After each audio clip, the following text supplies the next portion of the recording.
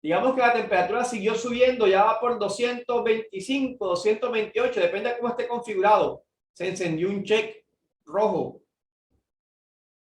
Se generó otro código de falla, pero este código de falla dice temperatura crítica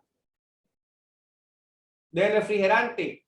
Y el SM, si está configurado así, si no, no, toma una acción que es la de apagar el motor. ¿Ok?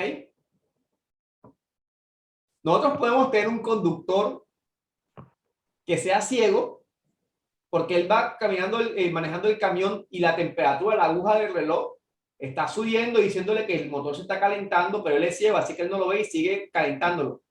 Así que el SM activa un check amarillo, me reduce la potencia del motor y resulta que nuestro conductor tampoco siente, porque él no se da cuenta que el motor está perdiendo potencia. Inclusive le pudo haber activado un buzzer, un zumbador, un pitico, y empieza a pitar, a pitar, a pitar, pero él también es sordo, así que no le escucha. Cuando llega un punto crítico, si el motor está programado para apagarse, el SM toma la acción y lo apaga. ¿Ok? Entonces miren que el sensor de temperatura es tenido en cuenta por el SM para modificar la inyección. Le puede quitar potencia, por ejemplo, puede cortar la inyección o puede definitivamente cortarla por completo y que no haya inyección. Entonces es una acción directa del sensor de temperatura, pero hay muchos otros sensores que también influyen en el desempeño. Por ejemplo, estamos hablando de combustible, pero ¿qué pasa con el aire? La clase pasada nosotros hablamos de la presión barométrica, ¿no? Esa parte sí la escucharon. ¿Sí se acuerdan? Sí, señor. Listo. Y los que no se acuerden, véanse los videitos, por favor, del curso de sensores. Vamos a pintar otra vez mi motor. Tengo mi cilindro, tengo mi pistón, tengo mi biela, mi válvula de admisión, mi válvula de escape. Estamos hablando del combustible, pero miremos por el lado del aire. Este aire que entra al motor tiene ciertas propiedades. Resulta que este aire, cuando se calienta, ¿qué le pasa al aire cuando se calienta? Cambia su densidad, ¿no? El aire se expande, por así decirlo. Se vuelve más voluminoso, más bulto. Por eso es que los motores tienen un turbo, ¿sí o no? Y a la salida del turbo, ¿qué pasa con ese aire que sale del turbo? Se manda hacia un radiador, ¿no? El aire que sale del turbo pasa por un radiador. Aftercooler, intercooler, condensador, como quieran llamarlo. ¿Por qué ese aire es enfriado? Hombre, sencillo. La idea de un motor diésel, como un motor diésel funciona básicamente con aire, ¿no? Aire cuando se comprime, aire caliente, necesitamos mucho aire.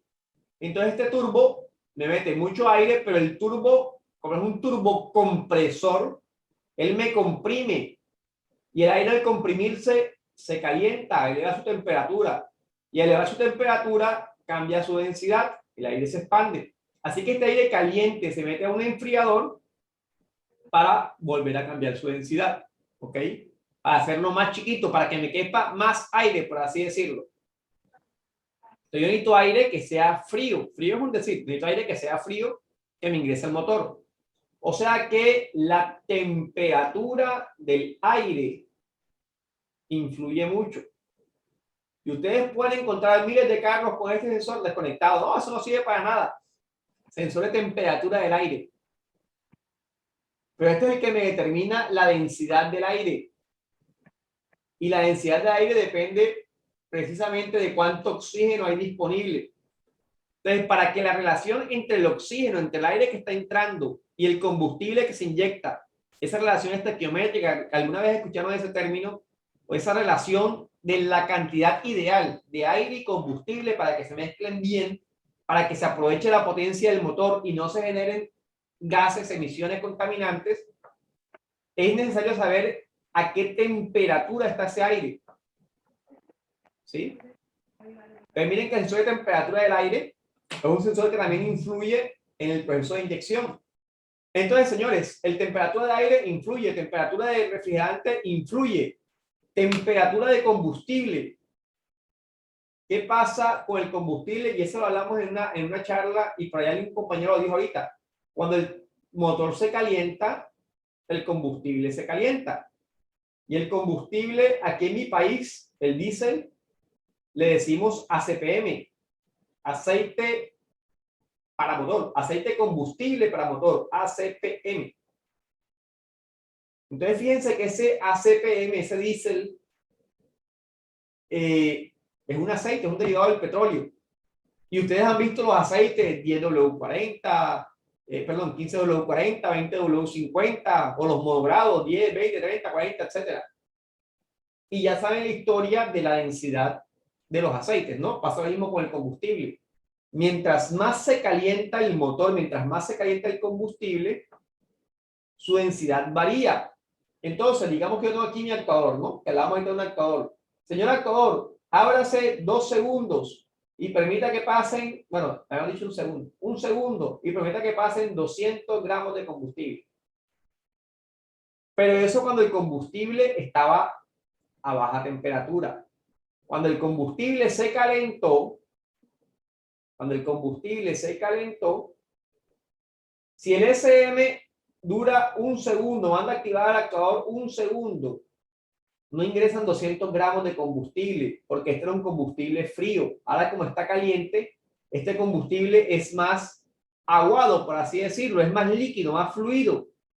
Así que van a pasar 228 gramos, 230, 220, qué sé yo, pero va a entrar más combustible del necesario. ¿Ok? Así que el SM, como la temperatura del combustible cambió, aumentó, el SM debe compensar y ya no activa un segundo. Ahora va a activar nada más 3/4 de segundo. ¿Ok? ¿Sí se entiende, señores? Sí, muy bien. Sí, se entiende. Listo. Entonces, todos los sensores funcionan o todos los sensores intervienen directa o indirectamente sobre la inyección. Ahora, ingeniero, es que mi cliente quiere mejorar la potencia. Listo. Pero su cliente, ¿qué hace?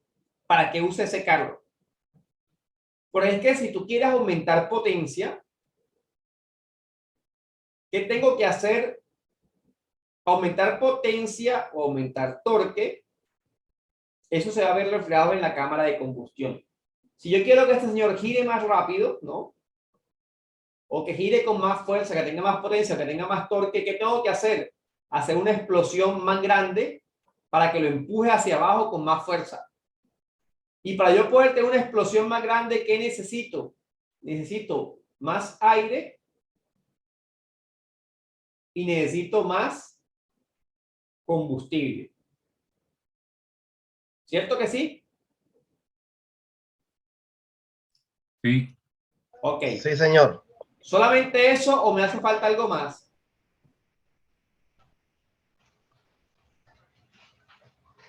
Me dijeron que el motor trabajaba con aire y combustible, más nada. Entonces, si yo quiero aumentar la potencia, ¿necesito aumentar el aire y el combustible o necesito hacer otra modificación?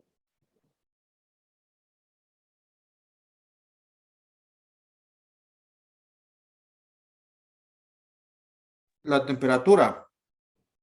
No, señor. Necesito más tiempo. Pasa lo siguiente. Si yo inyecto 100 gramos de combustible y estos 100 gramos de combustible se mezclan con 2 libras de aire, digámoslo así, por tirarle unos valores aquí cualquiera. ¿Ok?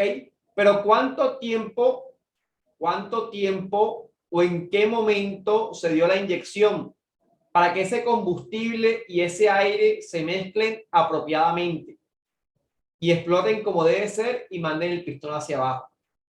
Si yo meto más combustible, listo, sí necesito más aire, pero ojo, tengo más combustible y tengo más aire. Yo tengo que modificar